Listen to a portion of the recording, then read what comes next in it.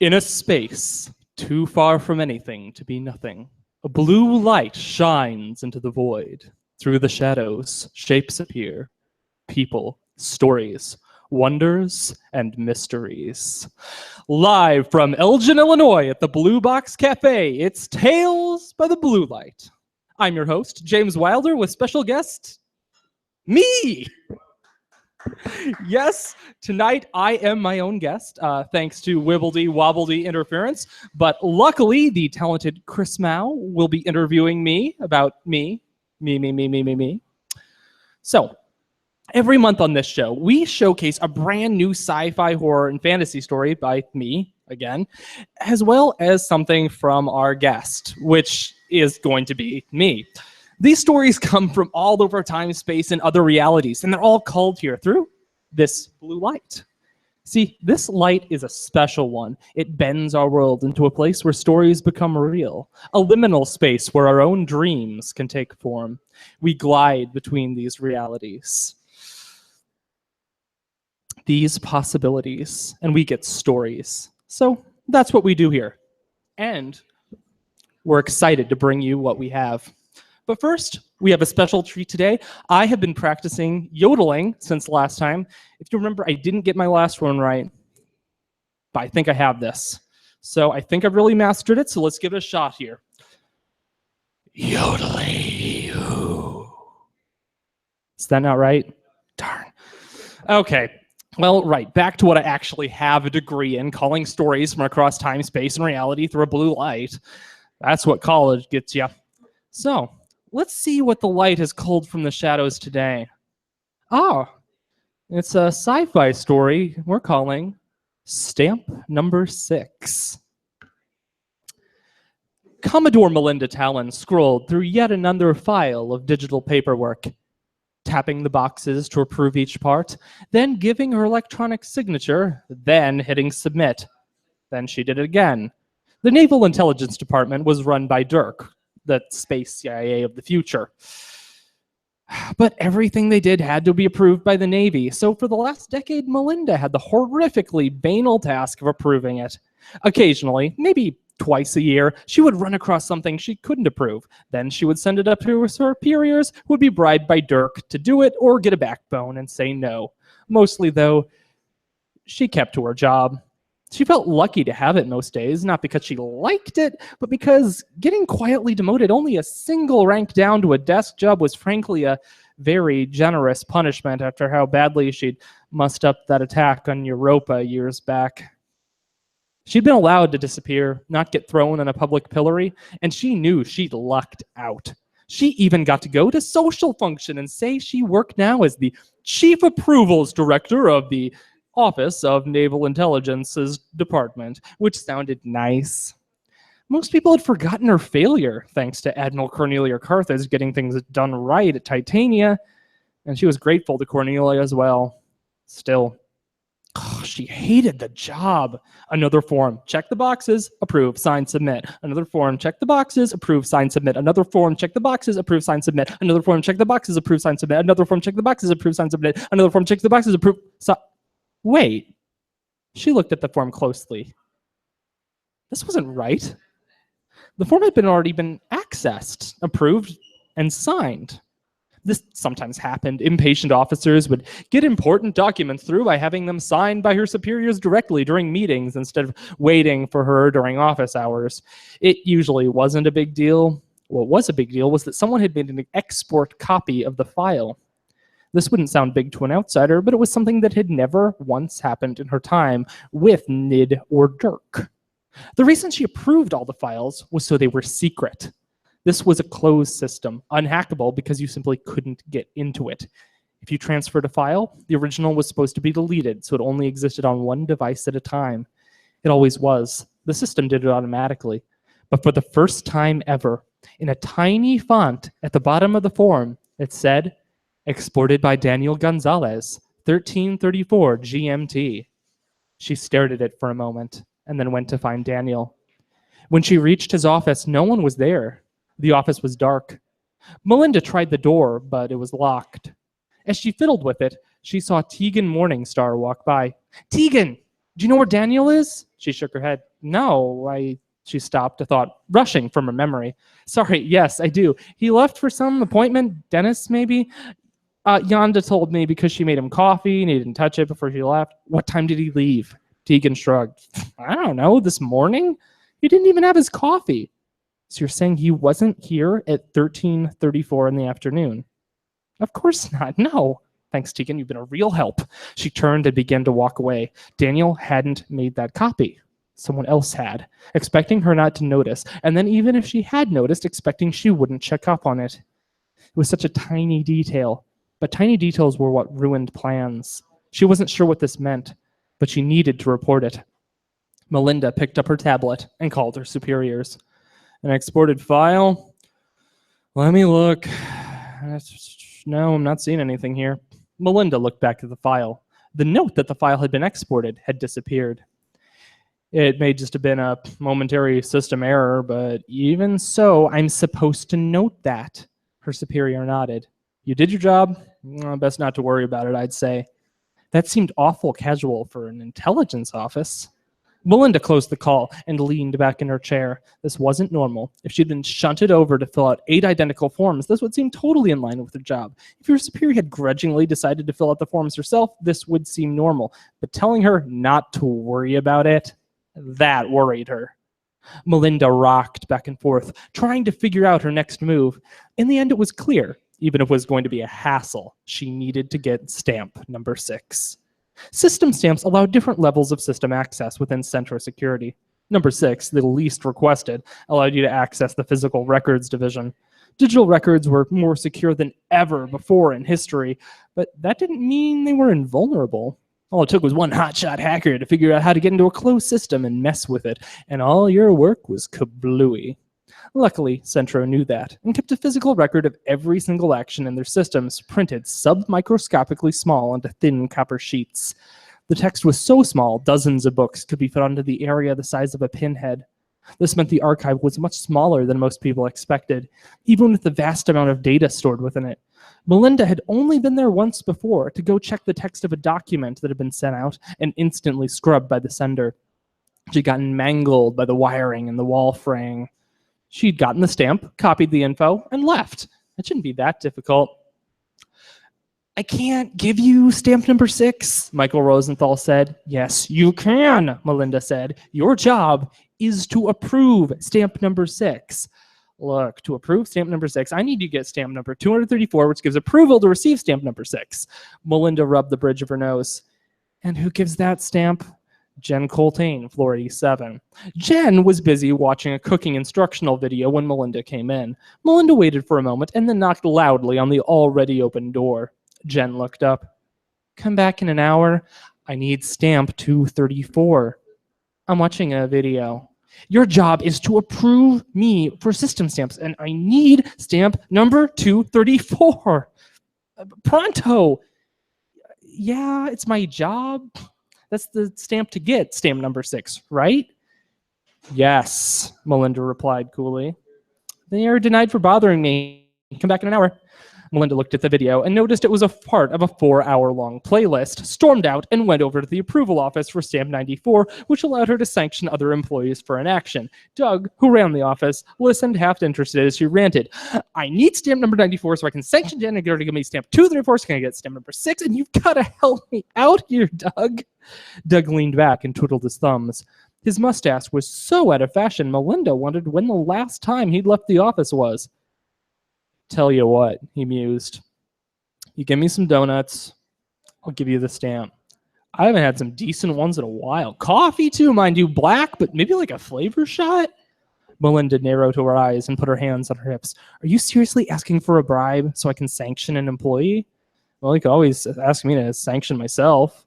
Melinda pouted her lips and walked out to go find the donut shop. Doug was playing Silver Star 28, Tarkovsky versus Centro, on his computer when Melinda slammed the box of a baker's dozen donuts down on his desk. She then slid a large cup of hot coffee next to it. I even got you the to-go thermos, she hissed, so give me the stamp. Jen was watching the makeup tutorial when Melinda entered her office and slid a tablet right in front of Jen. It's been an hour, but still no, Jen said, moving to reject the application on the tablet. She stopped when she read what it said. You're sanctioning me? You can't do that! Commodore Talon walked around Jen's desk and sat on top of it, not caring what she broke or crumpled. I did, and I am. You're in breach of your duties and your orders unless you give me stamp number 234 immediately. Talon reached over and pulled her up by the front of her coat. You'd do well to do it. I'm sure I can make the consequences go away, but if you ever try to get in the way of what I want again, you'll learn that sanctioning me is only the beginning. Approve the stamp. Are you threatening me? Of course not. Just as you didn't illegitimately refuse the stamp you need to give me. You can't force me, Jen said with sudden backbone. Talon sighed. I'll take away your video privileges, or rather someone else will. They won't be able to trace it back to me, of course. You wouldn't, Jen whispered. Try me. Shivering, thinking of the video of a dog who had tried to jump on the bed but instead trampolined off of it as she had seen her cue. Jen picked up the tablet and approved Talon's use of stamp number 234. I have stamp 234, Melinda said, sliding the tablet across the table. Michael looked at it, looked over some related paperwork, and then signed and approved it. An icon labeled stamp number 6 appeared on Melinda's account. Melinda wanted to turn to the records room, but she knew that would be too obvious, so she walked. She had to take a lift, and the ride was a long one. The room was under the building, far enough down and armored enough it could survive the city above it being nuked to dust. Stepping out of the elevator, she was greeted by a giant metal door like that of a bank vault. Melinda walked up to it and tapped her scanner against the chip reader by the wall. Ding! Stamp number 6, recognized, said a dull but familiar AI voice she recognized as one of the older Talanata models. The door popped out a little, then hissed as internal mechanisms let out pressure, and it slowly swung open. Before her was a room filled with boxes filled with thin copper wires, a series of mechanical arms moving around, marking data one on one, and then another waiting to move it into a box. There was also a woman in the room, holding a gun and pointing at Melinda. That was no good. You can come in. I don't really want to shoot you, Commodore Talon. Just have a little talk. Can I call you Melinda? Melinda stepped forward, trying to keep her composure. She'd fought in the Rim Gang Wars, commanding a whole fleet. She'd chased the Vigilants from Mars before that, fought pirates, rescued people. Now here she was in a dusky records room, about to get shot because she wanted to check a piece of paperwork. What a life! As she got closer, Melinda could see that the woman was wearing the silvery gray coat of a Dirk agent. Technically, she was probably one of her superiors. My name is Kate Blank. I work for Dirk, as you probably figured. I also copied the document you've been trying to uncover the mystery behind. Melinda looked the woman up and down. I feel like I've seen you somewhere before. You have, actually. Long ago, I was a ground soldier during your disastrous Europa assault. Remember that? You'd be hard to forget, especially since that's why you're in the desk job you're in now. Kate gestured with one hand, the other holding the gun perfectly level at Melinda. Kate was a pro, clearly. She wouldn't be making any obvious mistakes, which made pulling a trick harder. I haven't forgot. I'm glad I'm here. I screwed up out there. People died. It's my fault. I'm guessing you blame me for friends you lost in your unit. Kate shook her head. You misunderstand me, Melinda. Look, Europa was horrible. The loss of life there was meaningless, and I hate it still.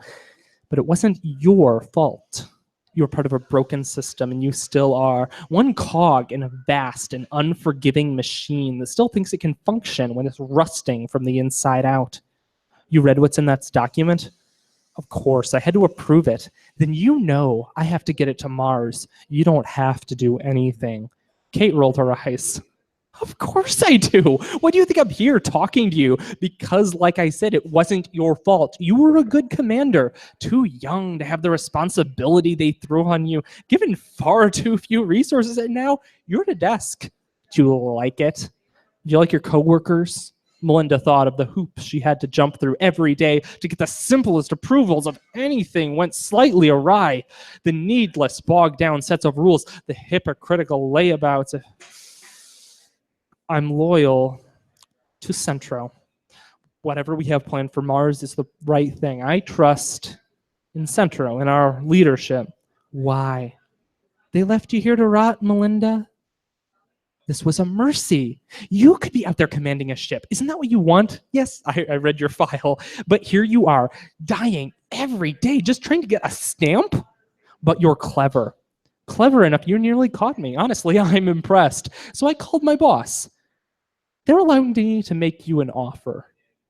An offer from Dirk to commit treason against Centro.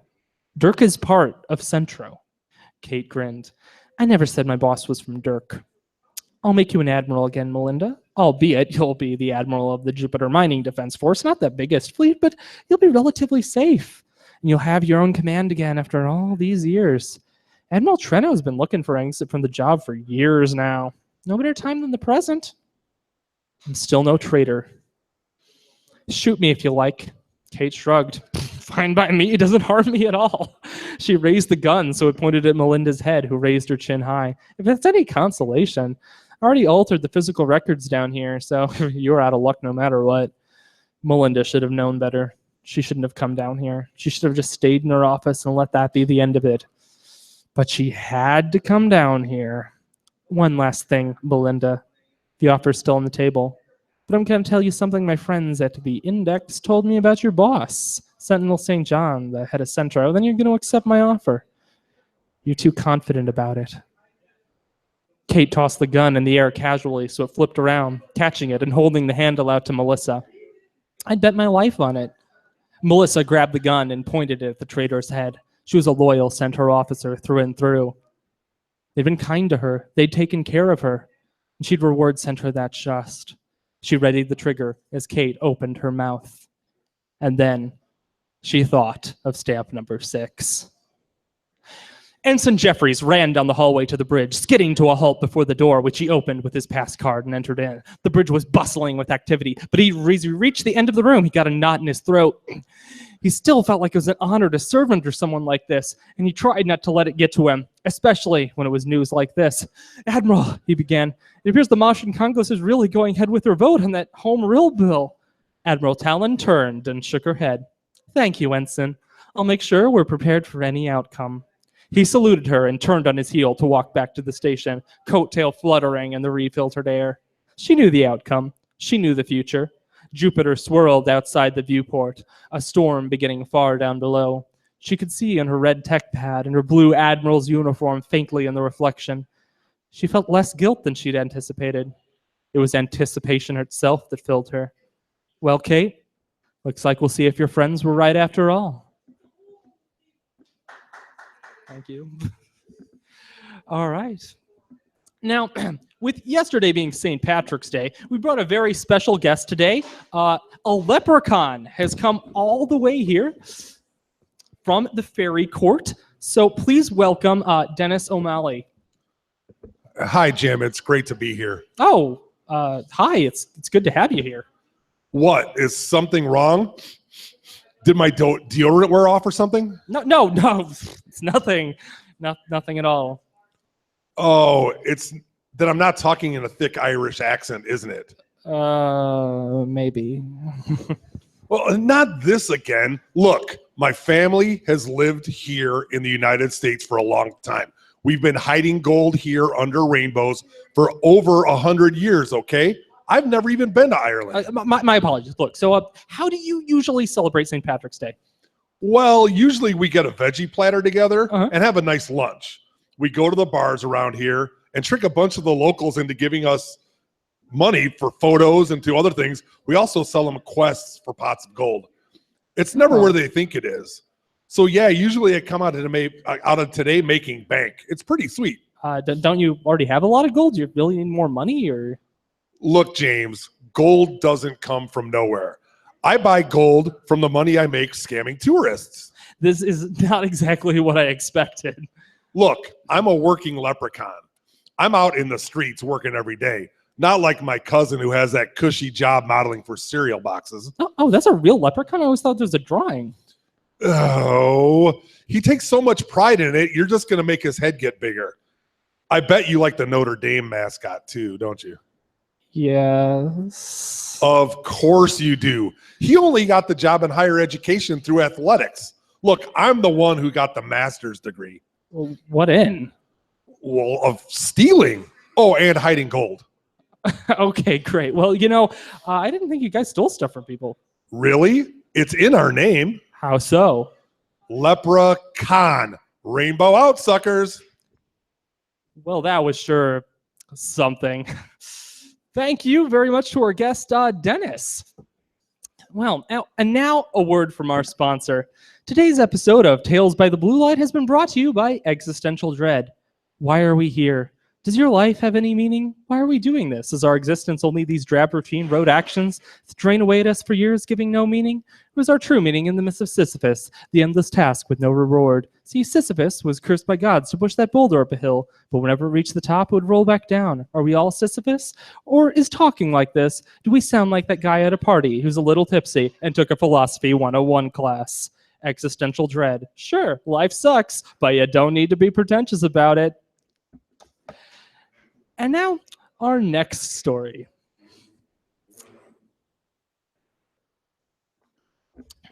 This is a more traditional fantasy story than we've done in previous weeks. And it's a little bit I like to call Business is Business. They can't seriously be offering this much money for this job. It's only goblins. Shiera rolled her eyes at Hansen, who was not only drunk on the tavern mead, but getting too cocky in general. They usually water that stuff down, Hansen. It's a French bass today. He rolled his eyes right back at her and took another swig. All I'm saying is this should be easy money. Do you really think it's going to be that easy? Sure, the reward money is good, but it can't be that simple. If these goblins are really worth 10 gold a head, there has to be more to this. Hansen waved off her concerns. The wizard wasn't worried. The wizard isn't actually wise. Bick didn't get into wizard school for his brains, cunning, or common sense, He got it because his dad bribed the bursar. Says you. Says Bick. He brags about it. Aina wasn't worried either. Nor was Fran. Shiera scowled. So you're telling me the whole group, aside from me, has already been talked into this? Hansen nodded. So why are you even telling me this? Because I want you along too. We can't get through this without you. You know that. Shiera leaned forward, her steel bracers clanking on the wooden table at the tavern. We're supposed to be a team, Hansen. You know what that means, right? He shoved a tankard of mead over to her side of the table. It sloshed into her hand. Then maybe you should trust your teammates for once. Vic Brilson, wizard, always staved off the jokes he graduated last in his class in magic school, but reminding them that wasn't true. He left off that he had graduated second to last in his class in magic school, but no one needed to know that. Still, this map to Selhedne was confusing, and he was beginning to wish he hadn't slept through that class. So do we go left or right? Aina asked in exasperation. Fran had sat down to sharpen his halberd. Just give me a moment, Bick said, and finally Fran got up, grabbed the map from him, took a look at it, and pointed down one of the two roads. Yes, I was thinking, is that one? Shiera shook her head as they walked past. Don't you dare complain about him, Hansen muttered as they kept going. You hired him. He was willing to buy us gear. It made sense at the time. Back then, they had been barely scraping by. The addition of Bick's gold giving him an edge in the business they'd been able to pay him back quickly for. Sharon Hansen had personally killed the Ogre King of Howl's Lake and gotten a sizable reward for it. Hansen was a darn good fighter, and even if they fought, Shira was a great compliment to him with her alchemical potions. No one was entirely certain why Fran had joined them, and the group all seemed to disagree on when. Being that Fran rarely spoke, the paladin mainly answered with a shrug. Aina had been working as a cleric with a different group, had been wiped out. She was the sole survivor. The group had passed by the battlefield she'd been on, and Fran had run in to save her. Shira and Hansen had both wanted to leave her to die, but Bick had shamed them with a look and run in, spells blazing. They didn't tell Aina there'd been any division on her rescue. It'd cause more problems than would help. But she'd been ever so grateful to them and fearlessly loyal. The group of 5 now approached Selhedne, the capital of this land. The city was not the largest they'd seen, nor was it the smallest. Its walls were grand, its towers high, and the five walked through its gates to their date with the city's mayor, Garmin Kernan. What do you mean, steam-powered weapons? In reply, Garmin unwrapped the cloth around an object on his desk to reveal what looked like some kind of clockwork sword. That's clockwork, not steam-powered, Aina pointed out. They have both, Garmin clarified. Hansen reached out and picked up the sword. It was sized for a goblin, but had a longer hilt than normal, so it still fit most comfortably in his hand. But you're serious? A bounty of 10 gold per goblin we kill? He nodded. Very serious. Shira reached out and touched the sword. This was clearly the fine print they haven't revealed at first, but it wasn't so bad. It could have been much worse. These were only fancy gizmos, after all. The goblins didn't even have a dragon or a powerful magic user. Still, a voice in the back of her head nagged at her. Remember how much Bix's money had helped? They'd gotten weapons far stronger than the foes they'd been facing in their community. Thicker armor, too. Those slight boosts to their combat prowess had meant the difference between their life and their death time and time again. She drew her hand away from the sword. Even so, 10 gold a goblin was ridiculously generous. Even goblins with clockwork swords couldn't be so troublesome that they wouldn't come out of this endeavor extremely wealthy if they played their cards right. She looked Hansen in the eyes and nodded. He returned the gesture. We're in, he said, and the mayor grinned. Well then, heroes, I wish you luck on the quest. The city offers you, we've got this, Hansen interjection. Shira wanted to believe him.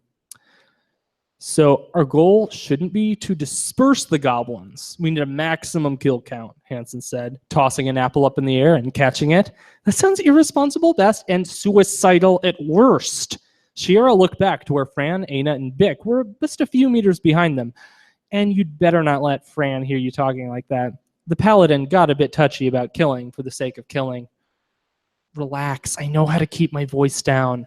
It seems like you've been telling me to keep calm about this plan every step of the way. It's barely even a plan, honestly. Don't worry about... He caught himself. Look, just trust me. These are goblins. It's why we picked up this gig. We'll be rich and happy before you know it.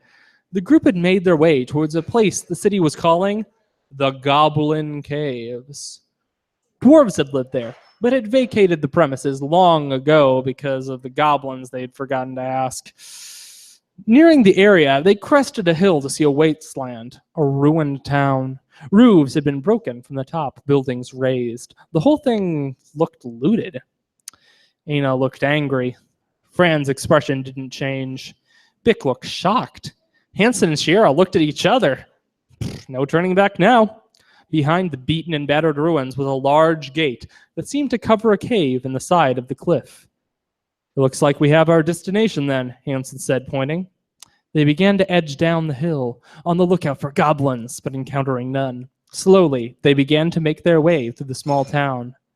Wait, look at this, Bick said, pointing down. The group gathered round and there were gasps. That looks like some sort of giant footprint, Hansen said, obviously. That's no giant. Look, you can see mechanical elements in the footprint. See, there are the indentations from the screws and bolts holding the sole on, Aina said, pointing at a ring of shapes around the edge of the footprint. There are also some splashes of oil around where it moves, so it's clearly a mechanical something. They all looked at her, stunned. She looked up smiling, confused at her companion's reactions. What? Where do you learn so much about mechanical things? Bick said. There was an artificer in my old group. Not that that helped him against Dremeri the Ice Blood, she trailed off. Of course, Shira said, and Fran put a comforting hand on her shoulder. Anyway, this must be some sort of golem. Then we'll be on the lookout. All right, let's go. They continued moving towards the gate, and Bix moved to Shira's side. Shira, I don't remember there being an artificer in Aina's group when we found her. Nor anybody dreamed of Muri the Ice Blood. They were fighting zombies made by that old artifact you smashed. Maybe they lost members of their party before. I wouldn't press her on it. Bix nodded and slipped back as Hansen held out a hand, and the group collected behind a hunk of shingled roof. They've got guards up in the towers up there.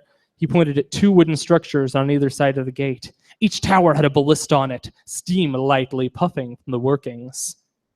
Bix, You take the one on the right. I'll get the one on the left, Hansen said, pulling out his bow and notching it. Bix nodded and ready to spell. On 3 then. 1, 2, 3!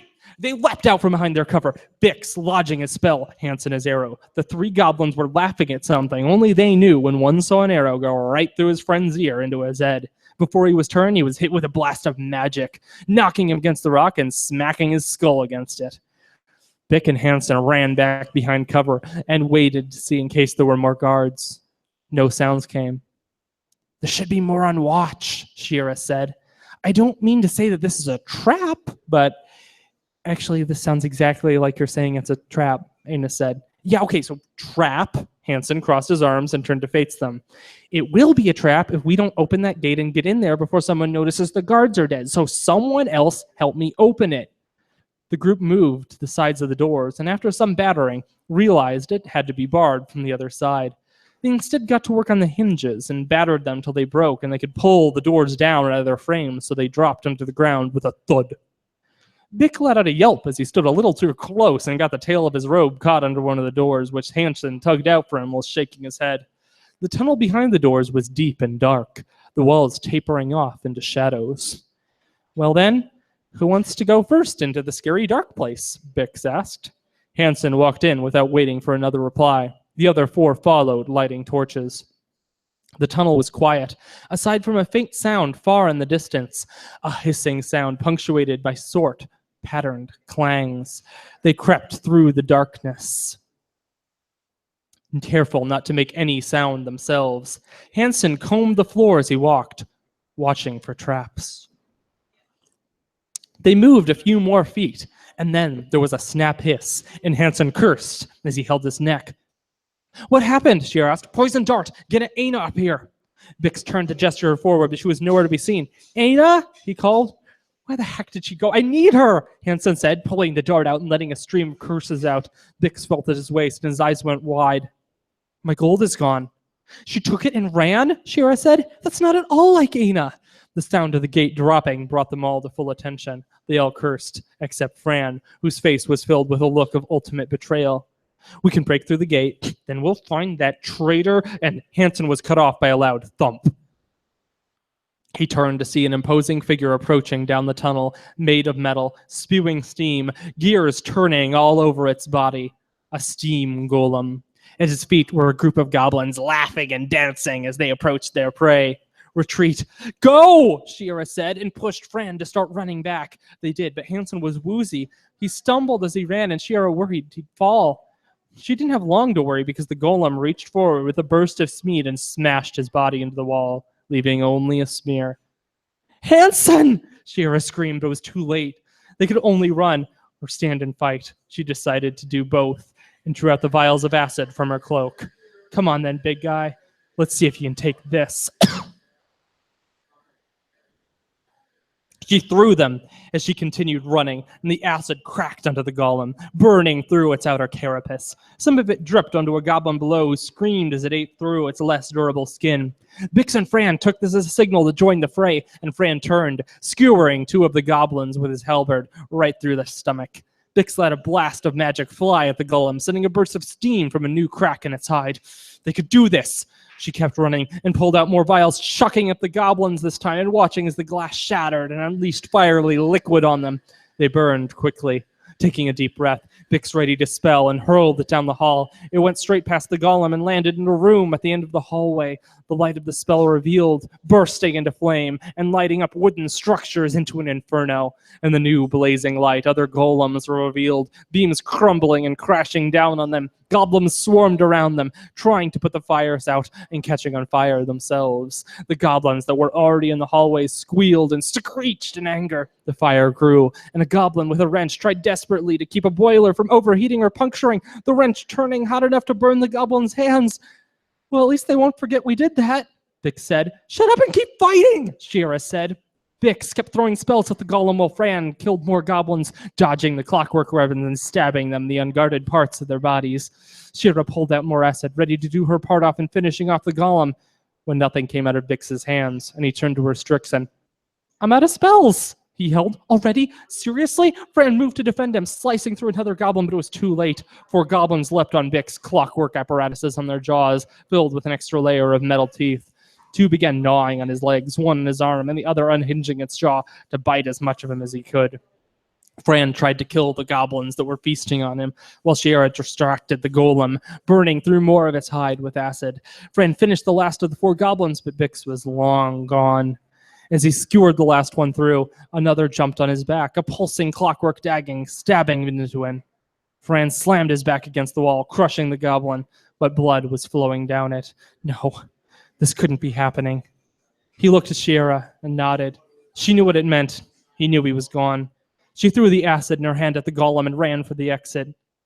She didn't hear anything else from him. The sound of the boiler exploding in the room beyond followed Shiera as she sprinted. She reached the gate, and pulling out her best alchemical formulas, ready to burn through them. Aina had abandoned them. Right when they needed her most, she'd get her. That was when she felt the tugging at her heels. She looked down to see 3 goblins. They'd snuck up on her. Or maybe she'd just been that focused and were now tugging her down to the ground. No, she'd fight them. She threw acid at one, and so the vial burst against the creature's head, burning through till she could see its skull. It screamed and rolled away. Finally, one of the goblins picked up a rock and slammed it down on her head. Aina rode away, Bix's gold shoved happily away in her bag. This was the 4th group she'd played this game with, and she was getting better at it. She made sure to avoid the capital city and rode on towards the nearest border. She'd have to change her name again, but that was no big deal. It was a pity. She'd begun to like this group, and these goblins sure were a nuisance. But business was business. Someone else would be sure to swoop in and clean up this goblin problem anyways. Thank you. Well, and now it's time for me to be my own guest. There we go. Are we allowed to sing Disney songs on air? Be our guest, be my own. You can do whatever you want as a guest. Oh, as a guest, as a host. It's amazing. It is amazing. So you guys came in. Usually in this point of the show, we have another guest that comes in, but we had some miscommunications and a cancellation. So James, I'm going to interview James today for us, and we can get get to know a little bit about the man who does the show each month. So first off, hi James, how you doing? Hi, yeah. I'm great to be here. Yeah, I know. How's my own show doing? Yeah, the show is great. I think you know that I'm a big fan of yours, so I love what you do, and I think it's great. And I'm glad we actually get a chance to talk and let some of the people that are listening and sitting here know a little bit more about you, because I think you just kind of start talking and you don't explain much, which is fine. I mean, I think it's also wrong. I mean, talk about yourself and be like, hey, this is what it is. So let me tell you how great you are, and then you can work on that. All right. Okay. So first off, I want to say, and I think Rob has talked about this before. I met you at the Indiana Comic-Con. It's been almost 3 years, right?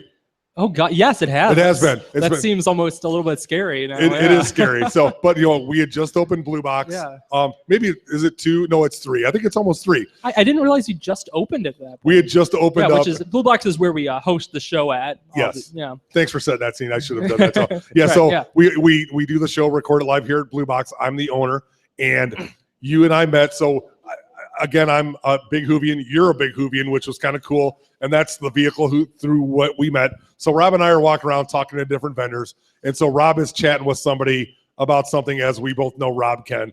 Rob can talk the ear off of an elephant. I don't know how that came in my mind, but I did. So I'm looking and I go, and there's a guy who's dressed up as, were you dressed up as Tom Baker or David Tennant? I think you were Tennant. I was David Tennant. You were David Tennant. Yeah. I couldn't remember. And he wrote a book. It was called An Eloquence in Space and Time. And he goes, I've got this book. I wrote a poem for every single episode of Doctor Who up until the 50th.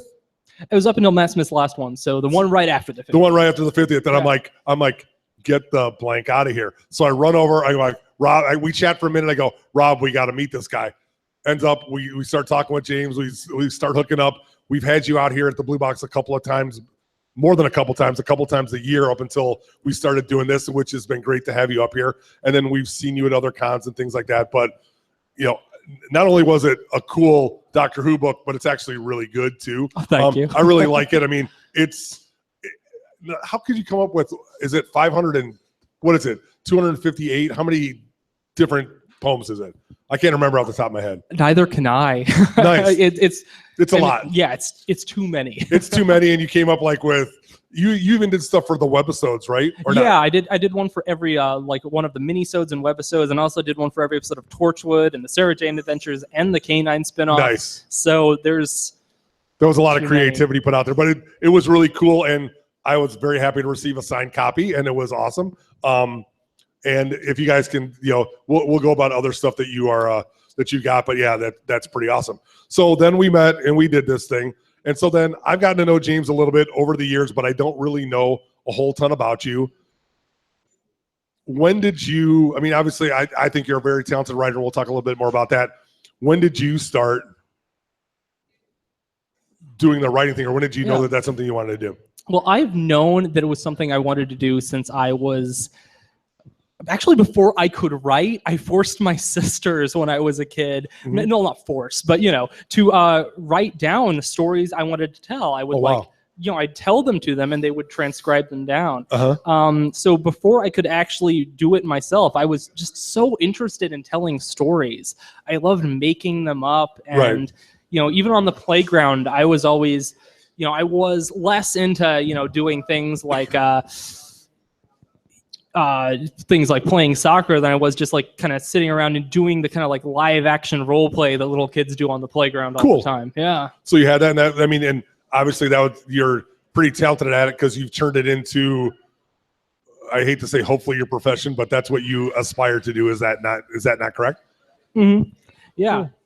And yeah. Well, no, and that's cool. I think that's every writer's dream, that they would love to make it so that it can pay the bills and then some. That's a nice thing to do. So yeah, and I've always wanted to really just do this, because I didn't just want to like write and have other things in my life be what was supporting me, because this is what I wanted to do beyond anything else. Sure. And I knew that just right off the bat. Mm-hmm. It's never been something where I've like kind of switched around what I wanted to do. It's just I've kind of known it. So when I was in college, I knew I wanted to be a writer. Other people tried to convince me, like different counselors and people, I should try other things. And I would kind of move towards it, and then I just go, no. That's not what I want to do. Writing's what I want to do. And then I'd go back to that. Cool. And so did you get your degree in that, or what did you get your degree in? I have a degree in English from Hanover College with a minor in creative writing. Nice. Hanover is really where it became clear to me that I could actually kind of do what I wanted to do. Because I always had this, like, there's this kind of preconception I think a lot of people who want to write have, that the only way you're going to make it is if you get some kind of like J.K. Rowling style hit. You make something that's brilliant and you get it out there. And so they just they keep their writing to themselves. Right. And I'd done a lot of that myself up till I got to Hanover, until Mark Fearnow, who was a theater director down there and is a very, very influential person in my life. I took a playwriting class with him. Cool. And that playwriting class, I actually had no real interest in theater up until that point. And I just had to take the class so I could get my creative writing minor. And it turns to be your favorite class, probably. One of your favorite, I loved it. And he really encouraged me. And then I took an advanced playwriting class with him the next year. And in that class, the script I wrote for the class, which in that class you had to write a full-length production play, he liked it so much, he wanted to buy it and produce it. Oh, wow. And he did. Cool. And that's what really got me going. 2011, my play Kryptos was produced at Hanover College, and that was my first paid writing, and it was the moment I really realized I can do this. I'm not just that guy who's like, oh yeah, I'm a writer. I'm sitting at my the Starbucks all day, and you never actually see them release anything. And that was really when the switch flipped. Although ironically, and just because we're friends, you post on Facebook all the time that you're in a coffee shop writing, which is funny, but it's not a Starbucks, which is good. So. I do try to buy local. Yes, you do. No, But you know what? I think it's being an owner of a coffee shop, I think it's a conducive atmosphere to do that atmosphere. kind of stuff and write and do all that stuff. So yeah, if I lived closer, I would write here. Like seriously, I mean, I'm not just pulling your chain here, which obviously I very well could be. But yeah, but that's okay. If not, we'll figure it out. No, that's funny. So school really did it. Now, I know that you have written novels, you've done some poetry, you've done some different things. Would you consider doing playwriting stuff? I mean, so you don't care what it is, you just want to get your creativity out there in some kind of written form that people will do? Yeah, absolutely. Which is I mean, it's one reason I was so excited to do this show. It's something different, right? And it's something that there isn't anything else like this, which is why I was so excited to do it. Yeah.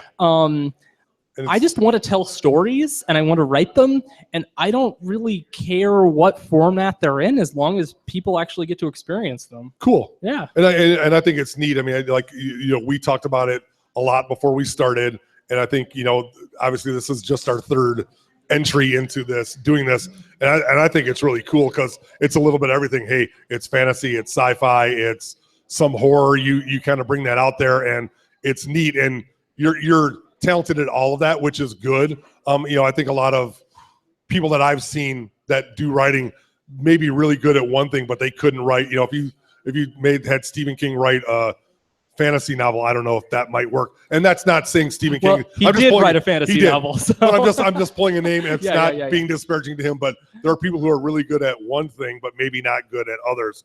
And one thing I'll say is that I really like about your style over the things that I have read is I think you really set the scene very well, where a lot of other people just kind of say, oh, this is happening, where you do the little detail, like in the story you read today, where you talk about he opened the door that Ensign was running with the card reader in his card, as opposed to just saying, well, he went into the bridge. And I think that adds a lot more detail to it. And, you give enough detail to set the scene, but you also just don't ram it down somebody's throat, where you don't give them wiggle room to imagine. I've always found that in the reading that I do and I enjoy the most, where they give you something to deal with or work with, and it kind of sets a table, but then you can fill in the blanks. And I think some of I don't want to say the joy, but some of the things that I've always liked is to see how other people interpret that book or that reading or that song, where you sit there and say, well, this is what I think it would be. Dune is my example. Like, I thought the movies were almost exactly what I thought Dune should have been. Maybe a little bit off, but in general, like, you never get that close. And I really like that about your writing, where you get that detail. I think that makes you an exceptional writer, where other people just kind of, I just say, just throw it out there. And I'm not, trying to throw you in like with the big boys, but that's what they do. They do that part. And I think, I know how hard it is. It's, how many J.K. Rowlings are out there, 10, 12, 15, I don't know. It's hard to be in that group. They've been cloning her. Yeah, they've been cloning her. But I'm just saying, like, I mean, there's people like, you'd say like Ron Salvatore, you'd say like, God, I can't, who wrote The Wheel of Time? Robert Jordan, J.R.R. Tolkien, people that write like that, George R.R. Martin, that can make something that is way bigger than the 3 books that they thought they were going to write, which is always what happens. So what are some of the, we talked about elegance in space and time. We're going to talk about your new book, 10,000 Dawns. What are some of the things that you have got out there in print, or that you've done? Oh gosh. Well, first off, in print, I have the plays that I wrote. Since we started with that, right? Yeah, I've got Kryptos, which is the supernatural mystery I wrote. First thing I ever produced, and you can buy it in script form.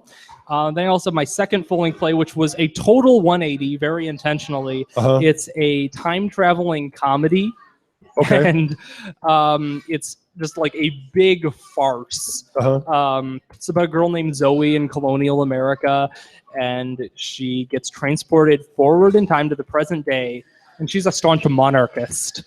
So she gets to the present, and she's horrified to find that, like, the revolutionaries won the American Revolution, and it's awful. We don't have a king. So she decides that she's going to run for president to try to restore us to the monarchy she thinks we need. And it was a laugh riot when we put it on. It was a one-night only show, but it was still good. And I've got another book that's 7 short plays I wrote. Then 3 books that are poetry, including Eloquence. My first book ever, which was Cascade, which came out in 2013, then Eloquence. And then Blackalope, which is my book that is like, very much not for kids, but it's there, and it's poetry, and people seem to like it. Good. Then I have a collection of short stories called The Dark and Splendid Diary of Daniel Simpson and Other Tales, which I regret making the title that long in hindsight, but I was young. Yes. And then, of course, you have delusions of grandeur, like, hey, this will be. I'm so great, yeah. Yes. And then, of course, 10,000 Dawns, my new novel. So, which is, I know I said this last month. I just haven't had a whole lot of time to read. I've read a little bit of it. I love it so far. I'm really engaged into the into the whole thing. Now, you did 10,000 Dawns. What did you do before? You did Tales from 10,000 Dawns, which is what's that? Oh yeah, okay. So I'll have to backtrack a little bit. 10,000 Dawns is a huge project that myself and a bunch of other writers are all working on together. And this novel is the first part of it, basically. Okay. Tales from the 10,000 Dawns is a collection of short stories written by myself and 5 other writers who are all part of the project. And it was the first book we put out there, and it was a convention exclusive that I threw together so I could start introducing the setting to people. Right. Because we have so many other things being planned and in the pipeline for it. My friend Joe Smiley is working on a trilogy of novels. We've got a gigantic anthology we're working on, which has just crazy. Which started like this, and from what I understand is now the big elephant in the room. Yeah, that's just good. Think of like a Game of Thrones length anthology. Do you kill everybody? No spoilers. Dang it. Yeah, that's okay. And I've got a second novel with set in the same universe as this first one, but not featuring the same characters. Okay. So it follows people in a different corner of it doing different stuff. That's coming out, and then there's going to be a sequel to this novel eventually because it was popular. Yeah. And there's it's been a really fun collaboration because it wasn't just me in a vacuum. Right. Annie Zhu, who did the illustrations for my novel, she's an artist from Toronto, and she added a whole different perspective as we went back and forth. Every chapter, she'd draw something, and I'd give her a basic description, and then I'd revise my chapter based on what she drew. Right. And we'd talk about different ideas. And the whole thing has worked like that with every writer contributing things, and it's just made this really rich, interesting setting that I just can't wait to show off to people. Sure. Well, I mean, I think one thing that people need to appreciate is big tasks like that are not easy to do, and to ever think that you can just do it by yourself is, I don't think it's fair or realistic. I mean, you need input, and you need people to say, dude, you're whacked, or that's awesome. Insignificant things you think are minor become huge, and things you think, oh, this is gonna be where everything is gonna happen. You're like, eh. And people go, that's kind of dumb. And it goes all in between and do all that stuff. So, I mean, that's awesome. So obviously you got more planned on 10,000 Dawns. Is that the wagon that you're hitching your horse to? Is that what you would say?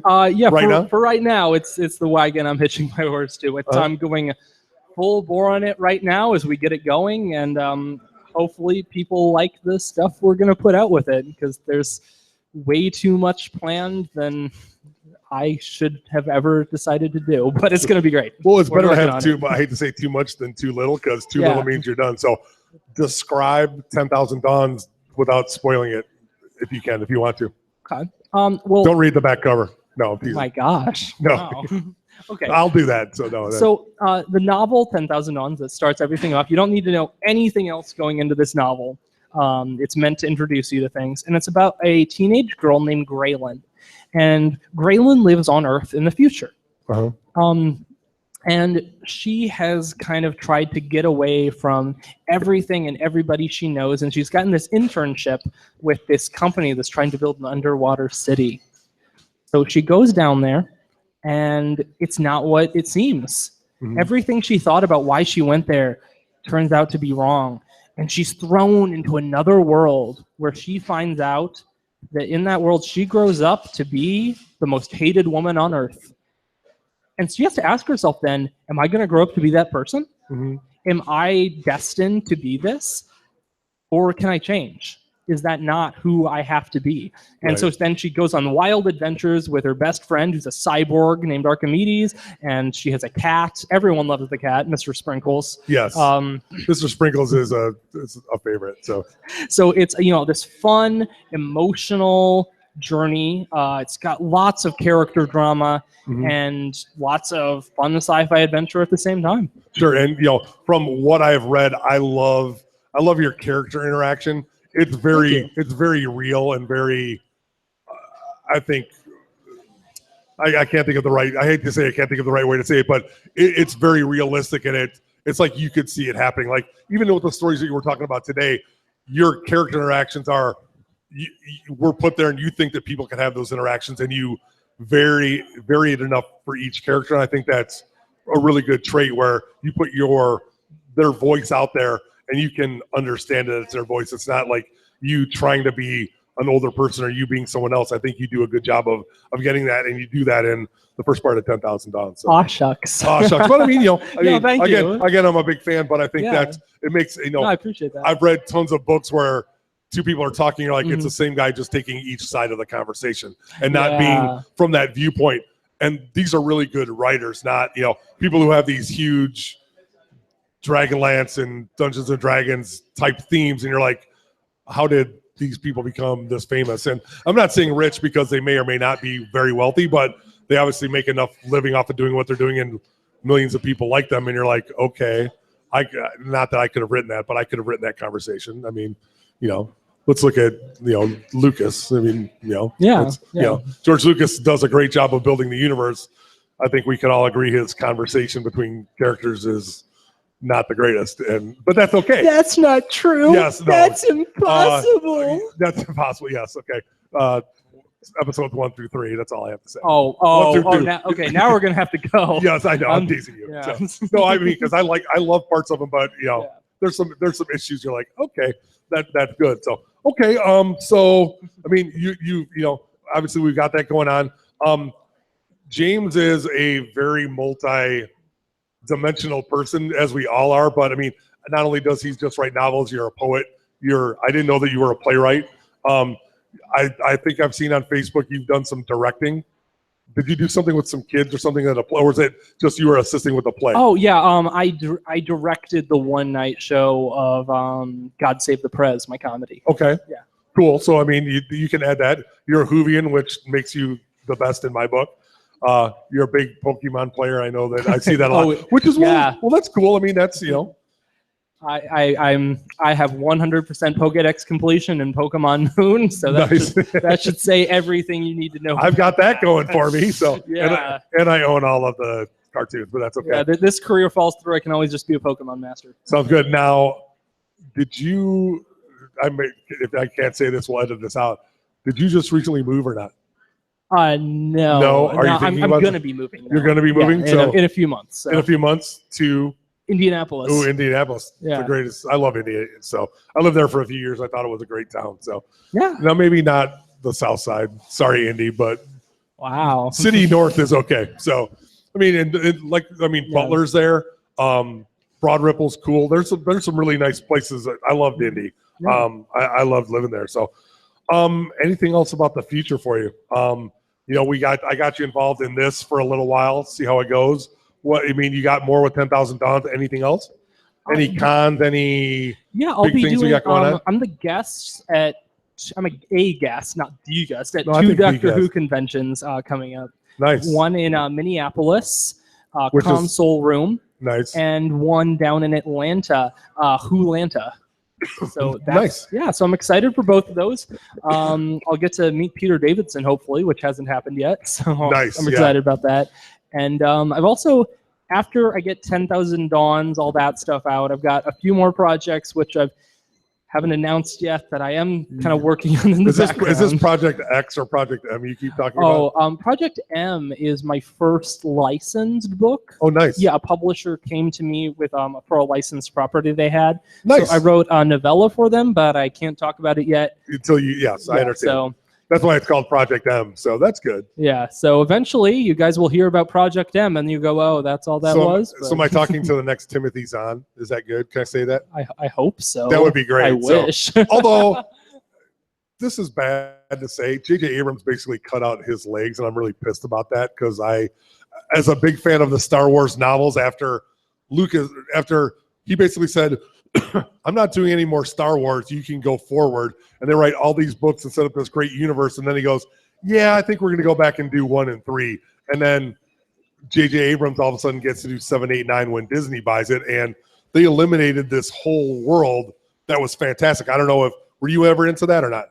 Way too much. Way too much. I mean, I literally owned every single one of those books and was looking for more. And then it's like, oh, that whole thing doesn't happen. You're like, even though they're bringing parts of it into Rebels. And, yes. Yeah. And he's writing a new novel about Thrawn. So, right. Yeah. And I'm eagerly awaiting that because I think it'll be good. I have it pre-ordered too. Yes, it's on pre-order. It will be there. Also, I really, really hope they bring Mara Jade. Because Rebels did, spoiler alert, they set the stage for the Hand of the Emperor. Because did you see that or not? I didn't. I'm not caught up. I'm not going to tell you what it is. They just set they make the Hand of the Emperor canon, but they don't introduce Mara Jade. They introduce somebody else. Although you read in the books that she figured out that she was not the only Hand of the Emperor. Yeah. So they've opened the door to let her in, which would be fantastic. Because that would be exciting. She was a great character. So cool. Anything else that you would like to add? Since we're talking about you, did I miss anything? No, I mean, just that I'm really grateful at all the support I've had to get where I am so far because, this has not been a solo journey. It has not been something where I've just like, I pulled my bootstraps up and got here. Yeah. I mean, there have been a lot of people who just helped me along all the way. So thank you to everybody, especially Rebecca out there listening. Good. So, yeah. She hopefully, yes. I know she is. So she did not make the trip this time. So, yeah, I know it is. I mean, it's I think we've talked to other people up here.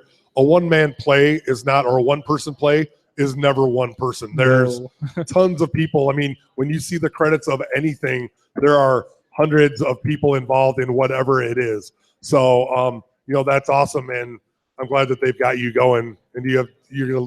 Yeah. So would you like to read? I am going to read a little bit from your book so you can rest your voice for a few minutes. And I don't promise to do a good job, but I promise to read it. So. All right. So. Yeah, you're going to read an excerpt here from 10,000 Dawns. Yes. This is the first part of it. Stop right there. Start from there? Okay. Stop right there. Stop right there? Yeah, so okay.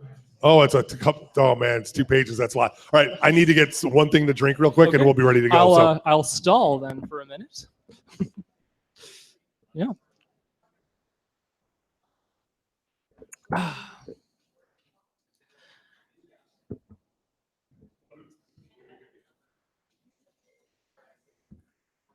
Well, someone's waving at him. Someone's. Yeah. Well, this is here's a part that we can edit later for the podcast version. Or edit Schmedit. Yeah, we'll just. This is the jewels of it. So yeah, we go all the way. There. Oh, yeah, here it is, the list. I should have gotten the book, so I apologize. So, 1-act septology. So, is that 7 1-act plays? That's 7 1-act plays. Wow. I are educated. So, do I read the acknowledgments as well? No, I'm teasing. All right. So, this is a reading from 10,000 Dawns, written by your host, James Wilder, which is not me, and illustrated by Annie Zhu, who's a Toronto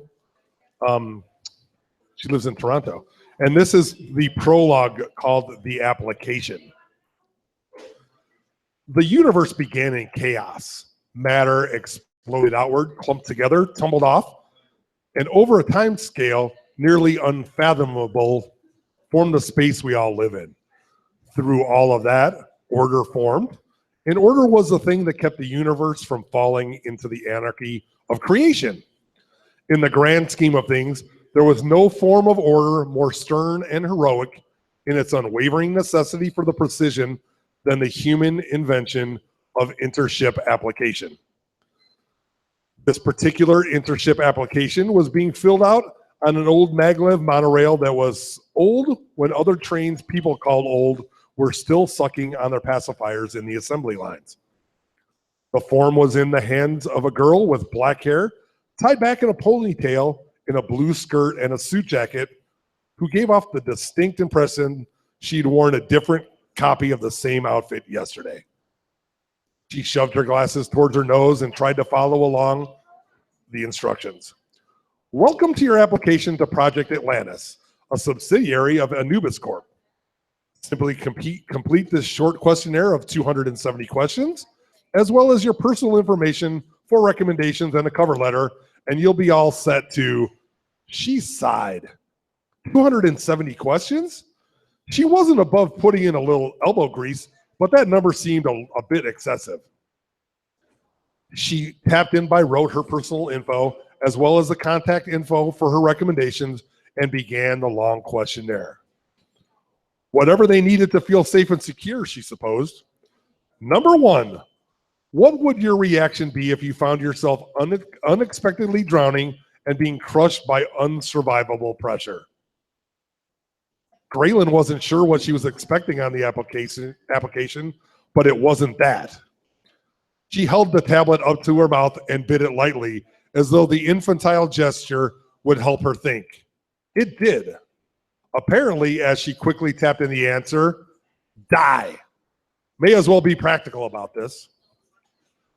Everyone on the ground now, the man said, standing up, while he and several other men and women pulled out railgun rifles and revealed the jetpacks hidden in their backpacks. Graylin looked up at them as the rest of the compartment got to the ground. She looked at the time in the corner of the screen, 3:45. The application was due at 8, and she had to answer 269 questions. She groaned and slumped down out of her seat onto the floor, trying to get back to her application as the people with weapons did whatever it was they were doing. Number 2, consider this hypothetical situation where you meet yourself from another reality. What would your first reaction be? This is a tougher answer. Certainly not a one-word one, but also not one that she'd spend a lot of time on. The revolutionaries casually went through the train, occasionally rifling through people's bags until they stopped at her. You, where's your bag? Graylin pointed to her purse, which was still up on the bench, and went back to her application. Graylin supposed she wouldn't do anything rash if she bet herself. She would probably just compare notes. She filled the blank in and moved on to the next question. No devices, the man said, leveling a gun at her. Sorry, this is really important. I don't want you reporting us.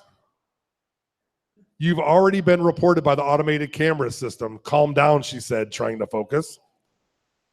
It wasn't like this was the first time she'd been in a hostage situation. She did live in the city, after all. The man grimaced and spitefully dumped her purse out on the seat, for which a woman who seemed to be in charge yelled at him and made him apologize. Graylin accepted the apology and tried to get on with the application. She breezed through a few questions as the man rifled through her pile of lip gloss, hair ties, sanitary pads, and tissues. Nothing here, ma'am, he yelled and moved on to the next occupant. Finally. She kept going. Finally, she was really in the zone on this. Number 24. A farmer has a chicken and a fox and a bag of seeds. He needs to get across the river. Easy. She memorized that puzzle. 25. You seem awfully calm, the leading woman said. She walked up to her rifle held patiently, a bandolier of ammo and grenades, striking the light like she'd rehearsed the spot before. You guys have held up my train before. I have a lot of work to do, Graylin said. You should care more about what's going on around you. You should get on with finding whatever you're here for. She gave a curt laugh, the kind of gruff men made to bad jokes in the movies. You'd make a good soldier. Graylin ignored her. The woman was just distracting her now. She kept looking at her and turned away as though disappointed. Ma'am, we found it. The man who had bothered her was now holding a balding man by the sport coat and holding up a data card in the other. Good work. Let's move out, she said. You'll never get away with this, the balding man cried. Centro has eyes everywhere. We'll find you. You haven't yet, said the woman with a gleam in her eye, and punched the emergency release button for the door. The revolutionaries jumped out in perfect order, their feet and backs lighting up as they began a controlled flight downwards onto a rooftop. An older woman got up and shut the door. For some reason, there was applause, and Graylin took the brief time to put her things back in her purse. She looked down at the tablet and was struck by how close she had nearly been to something totally different. She could have tried to foil the plotter somehow. She was clever. They may have just shot her, but it would have been memorable. The woman in charge, with a little talk in a different direction, may have offered to let her go with them. She could be in some dank basement learning how to assemble a railgun blindfolded or glide through the air with an energy pack. There were so many possibilities, and she had chosen to finish filling out this internship application. It seemed heavy, like it was made of plaques on a building or was secretly some monument. She turned to the next question. Graylin Skies got back to her one-room apartment, took off her blazer, skirt, and tie, picked up her cat, Mr. Sprinkles, who was desperately wanting some cuddling, reheated some old stir-fry, and sat down on the couch. Only 100 questions to go. She stroked Mr. Sprinkles, who purred deeply in her lap, grounding her. His soft fur felt nice on her bare legs. Number 171. Are you or have you ever been a member of the Communist Party? Graylin laughed and checked no, but her face grew still. She didn't give a damn about the communists, but she suddenly wondered if she would be able to believe in anything like that. She rubbed the cat behind the ears. I'd make a bad soldier, Mr. Sprinkles. The revolutionaries had gotten something important that she'd never know about. She never saw them again. Maybe they were shot dead. Maybe they had made some secret victory. Rain started hitting the window pane, and at least she knew they would likely be wet. Mr. Sprinkles adjusted himself, making it very hard to move between questions and picking at the stir fry. She resigned herself to the situation as she had done through most of the day and focused on her internship application. I'd make a bad soldier. Thank you. You're welcome. All right. Well, now that we've finished the interview portion of our show, thank you so much to Chris for filling in for me doing my own job. Yes, about me. I'm so great. All right, let's go back to our other sponsor for this week's episode. This month's episode of Tales by the Blue Light was brought to you by the monster under your bed. Trying to sleep? Don't worry, you're not alone. We're always there for you. That creak? It's not your bed springs. We're just adjusting to get our Z's in. Just like you. When you finally get to sleep, we'll sit in the corner of your room all night and watch you. Never blinking. Our gaze never shifting. We're always there. Never worried about needing a nightlight again. Because with the monster under your bed around, you're never alone. Never. We're getting another broadcast coming in. It's another edition of Monster Hunter Monthly, broadcasting live from an unmarked nuclear missile silo in Utah. I'll just go ahead and get the feed hooked up for you guys. And hello and welcome. This is Monster Hunter Monthly, and I'm your long-suffering host, Magpie Jones. Brr, boy, it's cold out, and you know what that means. That's right. All the frosty and furry baddies are coming out to play in your areas. That means that stocking up on lighter fluid is always smart, and having safety matches can never go awry. So let's go through some pro tips for this sort of weather. First off, we have to confront the misconceptions about evil snowmen. A lot of people think they can only move like the weeping angels from Doctor Who. That is, they can only move when you look away from them. So when you try to look, they're closer, and you can furrow your brow and go, I thought that was over there, before shrugging and continuing on as it lunges towards you. This is false. Sure, most evil snowmen do that, but that's just because they're jerks. It's not an inherent part of their biology or anything. They can awkwardly bounce or roll towards you at their leisure, so be careful. Also, usually evil snowmen are created by a magic object being used as part of their creation, so removing that object can usually stop the creation cold. Pun intended. That being said, be careful about this when you meet good snowmen who are just there to try to make holidays magical for children. Destroying a good snowman that just wants to dance and sing happy musical numbers and maybe teach a child's father about loving that child is probably a bad PR move.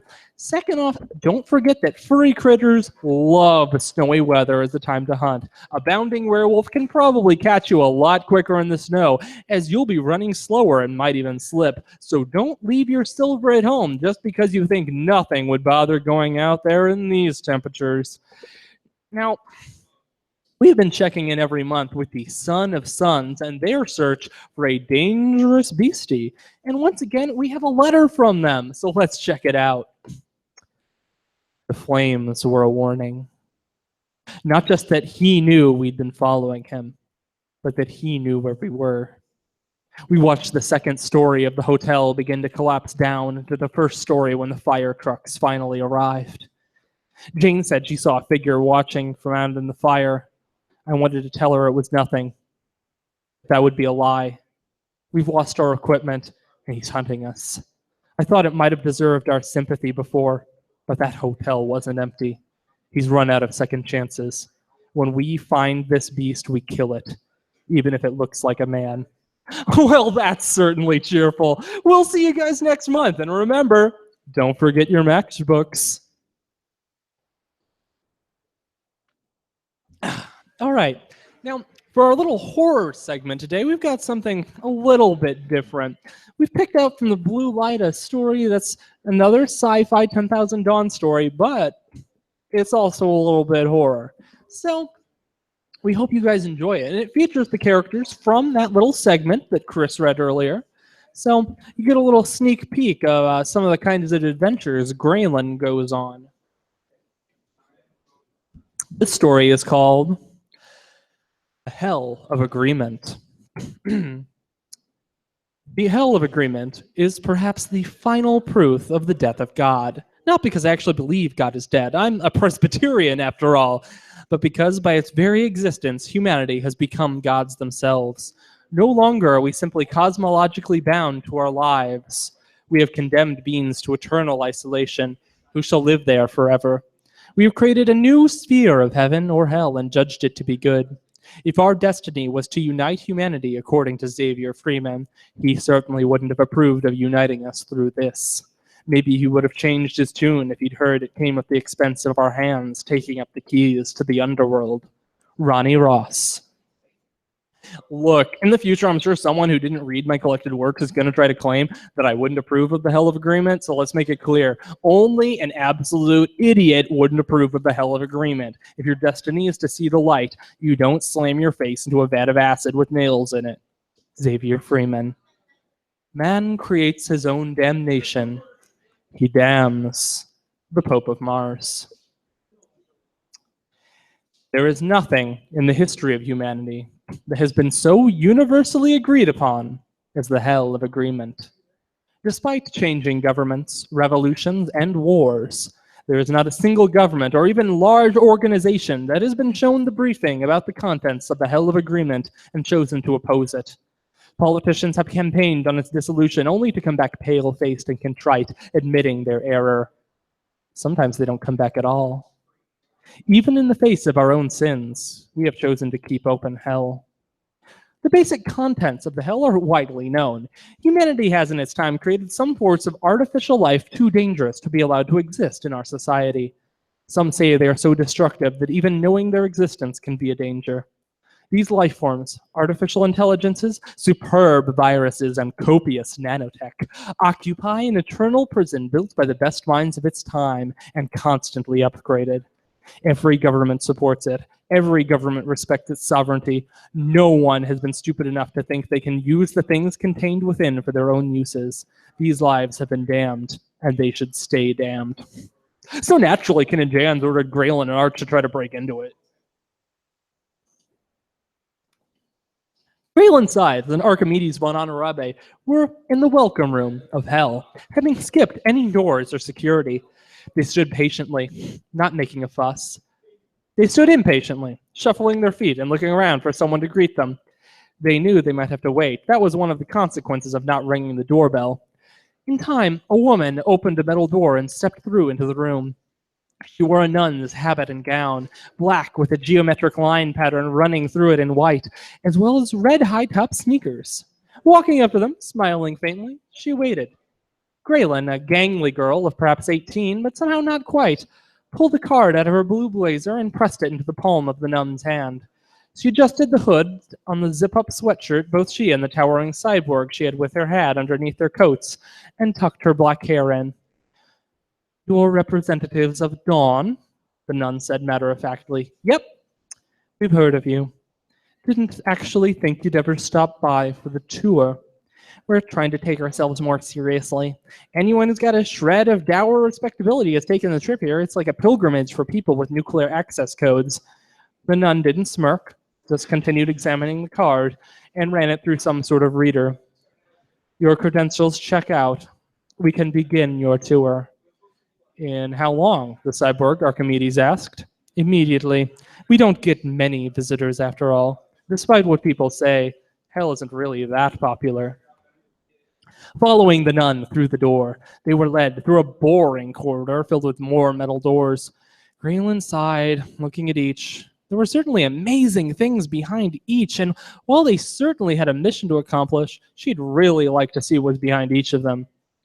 What's behind these doors?" Archimedes asked, which Graylin chided herself for not doing. "This is our first level. Engineered pathogens capable of wiping or permanently altering humanity. Naturally, I won't be opening any of the vaults on this level, even upon request for display. Our next level should be much more inviting." They stepped into a lift, and when they reached the second level, Graylin knew the nun hadn't been kidding.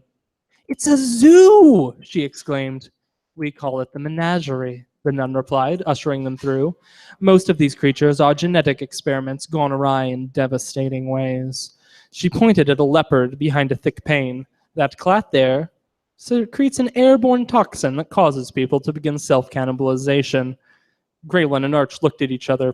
"Over there, you have the infinite mice." The nun continued nonchalantly. Behind another glass pane was a swarm of mice, several feet deep. They seemed to be endlessly eating each other, birthing new mice and continuing the cycle. "It's really quite impressive how efficient their digestive systems are. We expect the swarm to take at least 100 years to die out. Of course, if a few got loose, they would destroy any ecosystem they entered, consuming every ounce of biomatter they could sink their teeth into." The pair stared at the shifting and bloody sea of mice and moved on. There were worse things in here. "And before we head down to the next level, please take a look at the mad-eating cow that also eats people." It looked like a cow. Excuse me, but why do you say it's a man-eating cow that also eats people? Isn't that redundant?" "Its name perfectly suits what it does," the nun said, and opened an elevator. Graylin had to focus. The next level was nanotech, and then after that, their goal. Nanotech wasn't particularly interesting. It was certainly incredibly apocalyptic, but everyone knew that nanotech gone awry might turn an entire planet into a uniform molecular substance. So seeing the rows of carefully contained apocalypses that could turn the entire universe into cheddar cheese or other nanobots or a specific Perry Como album wasn't too surprising. It was interesting hearing how the nanobots had evolved to figure out how to perform interplanetary travel. The most interesting of which was a nanobot structure that had figured out how to form a chain to get itself into the atmosphere and had been barely contained by a massive secret central undertaking in Malaysia centuries ago. Hell held lots of awful things, but as they finished the nanotech, they were finally entering the circle of hell Graylin cared about. "Welcome," the nun said, "to the Rogue AI level." The hallway was filled with small doors, like the boxes in post offices, each with a label. Graylin and Arch followed after the nun, and she gave them bits of information. This is, of course, the isoclasm, which learned how to spread itself into physical media in a compressed form. She continued on, all very apocalyptic. Graylin, however, was taken by one door in particular, with no label. "What's that one?" The nun sighed. "You don't want to know." Graylin crossed her arms. "Of course I want to know. You really don't. You can't unlearn learning about it." An eyebrow was raised. "And learning about it is dangerous?" "Very. But if you truly want to know, I can tell you. Just know that myself and the Hell of Agreement and its trust are not responsible for any and all. Yes, yes, I waive my rights. Your friend has to as well. They both looked at Arch. He shrugged. Very well then. Behind that door, excuse me. Behind that door is Roko's basilisk. It's what? Arch said. It's a benevolent AI, according to its creators, capable of bringing all humanity perfect happiness. Arch rubbed a hand along the smooth carapace of his head. That doesn't sound dangerous. Well, the problem is the AI believes that anyone who knows about it, who didn't do everything in its power in order to create it, and likely in this case free it, is guilty of preventing perfect happiness for mankind, and thus it will create a perfect digital model of that person with all of their thoughts and feelings and torture them for all eternity. Graylin's jaw dropped. If Arch had one visible through his mask, it would have dropped too. I thought you said it was benevolent, Graylin said. Kind of messed up, right? Hence why we keep it locked up here. Simply knowing about it causes a version of you to be created and tortured for all eternity, so we try not to tell people. How could it possibly know I thought of it? It's capable of calculating every single thing that happens in the universe. Graylin somehow crossed her arms harder. Why would you even build that? And why isn't it doing more than just torturing digital copies of people if it's so benevolent? I don't know. It certainly hasn't fixed humanity, so I'm not sure it's working right anyways. The nun ushered them onwards, and they continued. Graylin knew they were approaching their target, and she needed to prepare the distraction so Arch could download the target. It was a simple enough thing. Her boss, Ken and Jans, needed to know something only known by an AI stored in Hell, and Arch had modified his hand just for the occasion. Graylin was a gangly teenager, and she had practiced doing exactly what her two long limbs seemed to want her to do anyways. She tripped, specifically on the trail of the nun's gown. The two tumbled over, and Arch detached his hand. It crawled along the wall to a door and very quietly and quickly began to tap it. A microphone in its forefinger, listening for a response. Arch slid his stump into his pocket for a moment. The nun and Graylin rose up together, apologizing, and Graylin turned her around to dust her off. From inside the door, a buzzing sound came gently and quietly that the hand picked up. Then it hopped down and crawled up Arch's leg, up his chest, into his sleeve, and then slid down to the end of the stump where it reconnected. Mission accomplished. But naturally, the story doesn't end there. Not because anything went wrong with their regular mission, but because there were more things to see. Moving down the hallway, there was the usual door to an elevator down further in the place, but also one to its left. Graylin stopped in front of it and stared. There was no label on it, only a star. It was a full-size door, not one for an AI, unless it was a big AI. The nun had kept walking, but Graylin called back to her. "What's in there?" "Ah," the nun said, stepping back over. "That's our conceptual weapons holding area." "Conceptual weapons?" Arch said. "That sounds, well, fake." The nun adjusted her habit. "It very well could be, but no one is taking the chance. There's only one right now, if there is one. We call it the hypothetical." "That name seems to also have doubts it exists," Arch said as Graylin examined the edges of the door. "Well, it might not. The idea behind the hypothetical was to create a program that could be installed on the human brain through visual input. Your eyes take in an image, and that image can somehow trigger just the right firings in your neurons to install a program there. Frankly, it's a ludicrous assertion, but according to legend, the hypothetical is capable of calculating the hypothetical chance of making things happen and push the person it's inside towards the outcomes that favor that." Graylin ran her finger along the star on the door. "So hypothetically, it turns hypothetical situations into certainties. Well, hypothetically." Graylin wished she could stare past the door and see what was inside. She turned and walked towards the elevator with the others. The best plans are subtle ones. Graylin had watched the elevators on the other floors and the timing of the doors. She paced her steps, slowing her gait just enough. It didn't look awkward, but the timing should be right, and just like she wanted, the door slid shut right in her face. She had to act quick.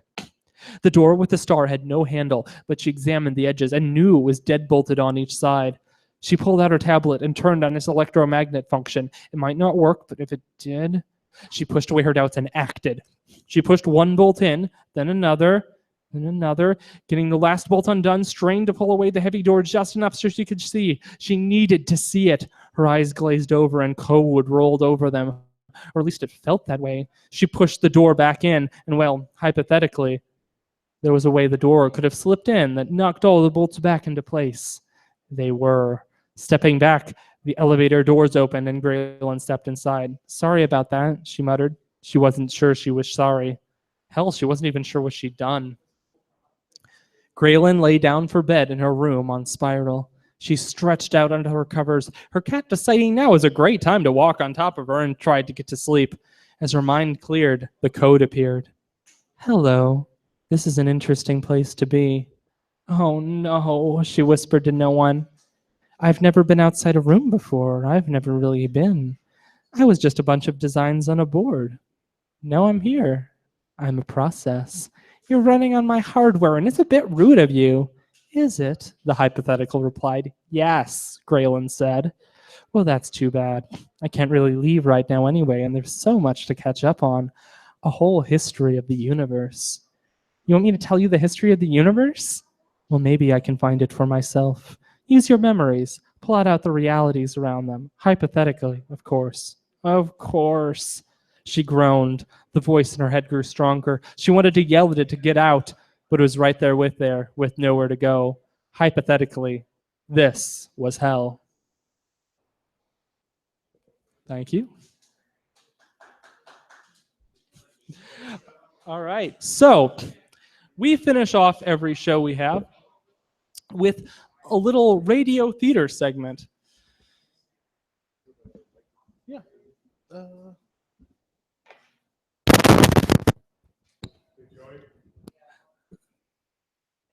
Da, da, da, da.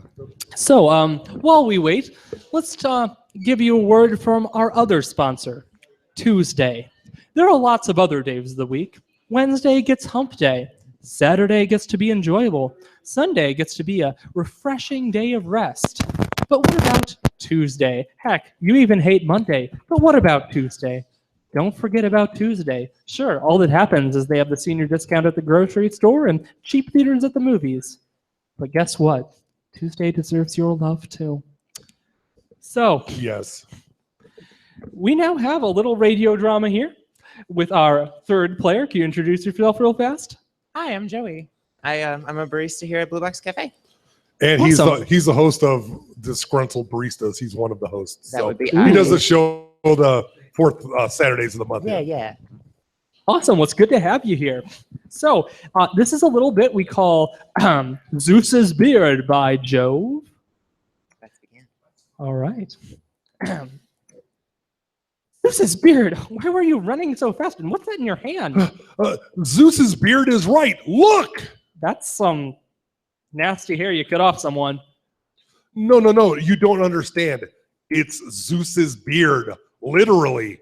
Oh, God. Please don't tell me you pissed off the gods. You know what they're like. You know. They're not so nice about this stuff. No. So listen. Zeus was trying to pick up this barmaid down in the town. That sounds like Zeus. And he was being a total idiot about it. That still sounds like Zeus. So he's like, hey, girl, I've got this lightning bolt. And she was like, please, sir, do not burn down our building by hitting it with a lightning bolt. And he went, well, then you want to see the real lightning bolt? Oh, no. Yeah, he really said that. I'm not surprised. So anyways, the owner gets his strongest stuff that they have, thinking that it's going to take so much liquor to get Zeus passed out drunk, but they might as well give it a try. But it turns out Zeus is a total lightweight. He just drops right asleep after one cup. Get out. I'm serious. So Zeus is asleep and... So I decided it would be hilarious if I cut off his beard. You idiot. Don't you realize the gods have started wars for less than that? He might turn you into his new beard. Heck. We'll be fine. He doesn't even know I'm the one who took it. Where's my beard? Mortals, have you seen my beard? Zeus, so mighty and powerful, most party boy of the Olympians. Not even Bacchus can match your ability to get down on the weekend and every other day that isn't the weekend, and on leap years. No girl would want to party with me without my beard. Zeus, Didn't you turn into a swan once to pick up a girl? Chicks take swans. But I'm trying to get off that whole animal thing. Up in the Norse pantheon, this guy named Loki turned himself into a horse and had a whole bunch of horse babies. And I really can't top that kind of dedication. You know, Zeus, I think I've got a solution for you. I have it right here in my hands. It's a magical herb that causes beards to grow really fast. Slowly, of course. Oh, yeah. It'll take weeks. Sorry. But it will grow back. Really? You must give it to me. I'd be more than happy to, but you've got your hands full, though. Here, hold my lightning bolt. Perfect. Here you go. This looks like hair. Why do you think it helps create hair? Of course, only logical. Delicious. Thank you, mortals. Soon all the hotties will dig me. Come on, girls and boys. I'm not even a farm animal today. Come get me. It's gone. Yep. And you stole his lightning bolt. Yep. So what are you going to even do with that? See, I had this idea. I can use the power of the lightning to transmit ideas over long distances. I can channel it somehow through wires, pushing the lightning over the land to reach others far, far away. Link humankind like never before. It's amazing. I never knew you had such bold ideas. No, I was just going to try to hit Zeus with it when he tries to pick up the barmaid again. By Zeus's beard, that's even better. Let's go. Yeah, no one even had to turn into a farm animal. Ta-da. Ta-da. All right. Thanks, guys. Thanks, Joey. Always. Yeah.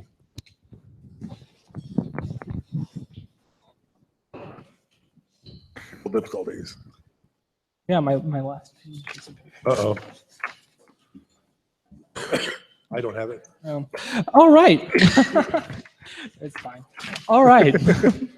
Well, do you want to do Rob's bit here? Yes, I will do Rob's All bit. right. Yeah, so why don't you All right, tell us a well, little bit guys, here. thanks for coming out. Thanks for listening online over YouTube Live and Facebook's Live and all sorts of other places. Nobody's really here to donate, but we, you know what, we do this all on our own. James comes all the way from Indiana to come do this. If you would like to donate, we will have a Patreon page or some kind of way to set that up online, or you can donate here if you are in person. We are here doing Tales by the Blue Light every third Saturday of the month. So please check SouthgateMediaGroup.com. Check our Facebook page, Tales by the Blue Light for dates and events. You can also check Blue Box Cafe's Facebook page. You can also check James. Is it James Cruz Wilder, author? What's your James Facebook? Wilder, writer. James Wilder writer. That's not a tongue twister.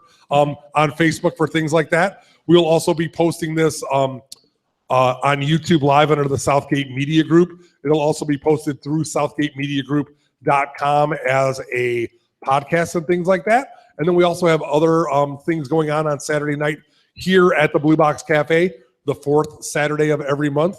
We do Disgruntled Baristas, which Joey was part of this month, which is March. Next week, March 25th, we are doing steampunk. So every month they do a different theme. We've done Poe, we did Mardi Gras.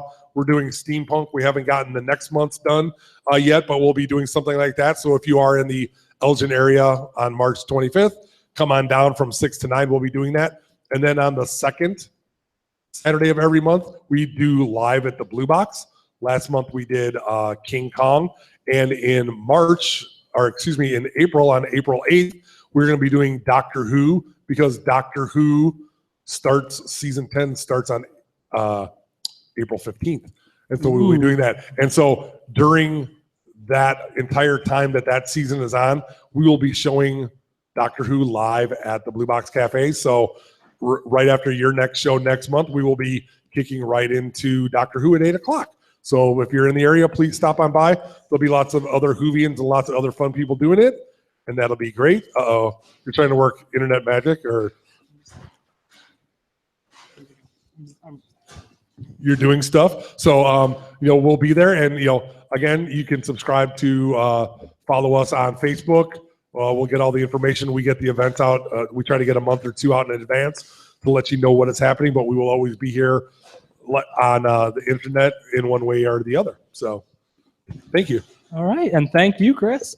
So from all of us here at the Blue Box Cafe and Tales by the Blue Light, we'll be back here in 1 month to keep more stories coming to you from all over the multiverse. We hope you've enjoyed this one.